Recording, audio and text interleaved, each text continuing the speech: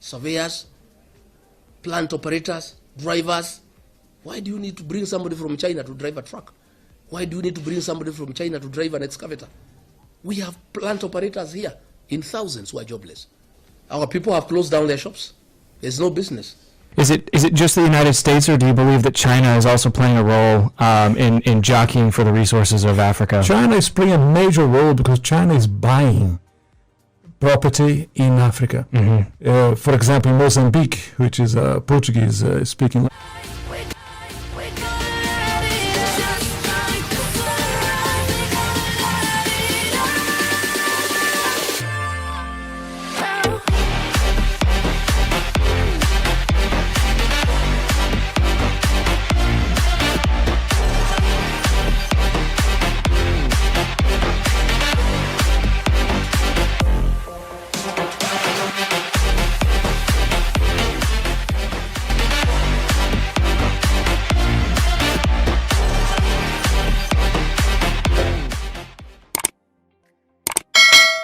Hello guys, welcome back to my channel. It's baby Mira here again. If you're new, don't forget to hit the subscribe button and subscribe to my channel. If you're not new, thank you for sticking around. So today's video is a very serious one, and we're going to be talking about how China actually plans to take over Africa.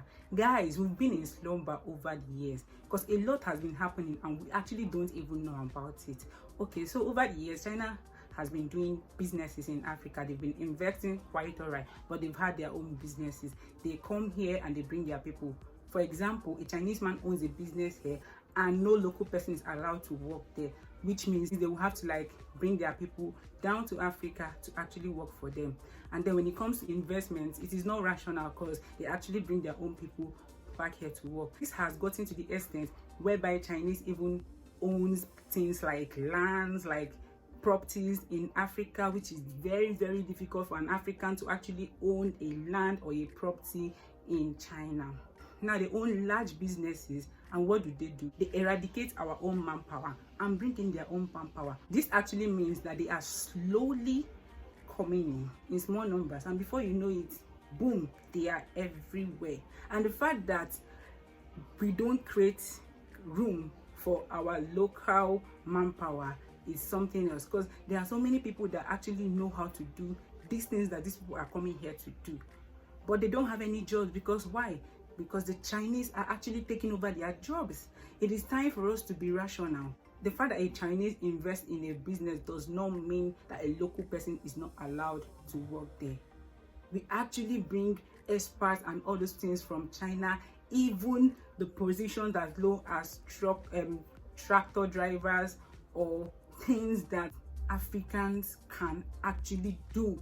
We end up utilizing their manpower and forgetting our own. And what do you think that happens in the next 10 years? If we keep allowing this to happen, in the next 10 years, what do you think will happen? A whole number of us will be jobless. Okay, I think I'm talking too much now. Before I continue saying what I'm saying, you guys need to see this video, because this video has the real fact about what these people are actually doing in Africa. So let's watch this video. Surveyors, plant operators, drivers.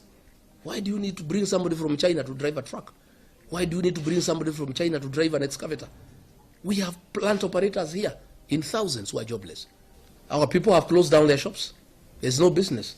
Is it just the United States, or do you believe that China is also playing a role in jockeying for the resources of Africa? China is playing a major role because China is buying property in Africa. Mm-hmm. For example, Mozambique, which is a Portuguese-speaking language. 10 years, this will be a Chinese colony. Because you cannot talk of political independence when you have no economic independence. Economic independence is the most important thing. Others follow. And we must empower our people and make sure they are protected from unfair competition and mistreatment by people who do not belong here. And I'm not saying we have anything against investors. We want them to come, but we want them to work with us.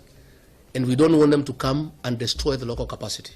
And if we don't protect the local capacity and we allow the Chinese to kill the local capacity, they are quoting laws so that our people cannot compete. In another 10 years, when the entire local capacity is entirely destroyed, they'll come back now and raise the prices. And there's nothing we shall do because we shall have no capacity. So this bill intends to protect the local capacity. We want them to partner with us so that there's technology transfer. We want our engineers to be parts of these projects.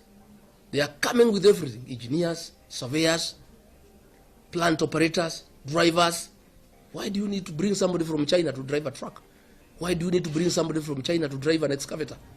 We have plant operators. Our people have closed down their shops. There's no business. These guys now have come, they are even hawking. They are opening retail shops. And we want to challenge the Minister of Interior. We want to challenge the Cabinet Secretary, who is very abrasive and who looks very active. All these Chinese who are here doing manual work, where did they get permits to come to this country? Those who are here and they have no business being here, they be put on a plane back to their country. Those who need to stay here, they can stay. Those who have skills that are not available locally. But gentlemen, are you telling me that we have no people who can repair tubes when there is a tire burst? Surely, these people have come too much. This is an invasion. He just said it all. Like, what else can I possibly say? Why do we need to bring a Chinese to come and drive plants, like plant operators, drivers, or any manual job? Like, why do we need Chinese to do the manual job for us? We need to create this capacity. We need to create this capacity for our people. If we want to safeguard their jobs and actually have economic independence, then that is what we should do. Every Chinese that is doing a manual labor or anything an African can do should actually go home. They are of no use. They are just here blocking spaces. They are just here depriving Africans of what they can do in our country, because back then in their country they can't allow us to do those things. It's not possible. Even the so-called expert, what is there for our people not to learn? What is there for our people not to practicalize and actually be good at it? Yes, I know sometimes we will need investment, we need to do some businesses with them, but man, we should not allow these people to be bringing only their manpower. What happens to our own? We need to safeguard our capacity, because in the next 10 years, if we leave it this way, what am I even saying? The video has said it all. Like, I am just going to bicker and bicker on and on and on and on, because this thing is so clear. A lot of things has been happening and we've been acting like we don't know because we are actually sleeping. But right now it's time to wake up, guys. We need to wake up. We need to stand up and say, no, we cannot have a Chinese national doing something that our fellow African brother and sisters can actually do. We need to start empowering our people and maintaining our local capacity. Like, seriously, it is very, very important. We have so many Chinese nationals in African countries, and as in most of them are even now misbehaving. Just the other day I heard that Uganda arrested almost 30 people for theft. Like, seriously, what are this number of people doing in Africa? This kind of people, it is so clear that they are doing manual labor or something as simple as we can, because they are not experts. If not, why would they be stealing? What are these people doing in Africa? These are the category of people that need to start going home first.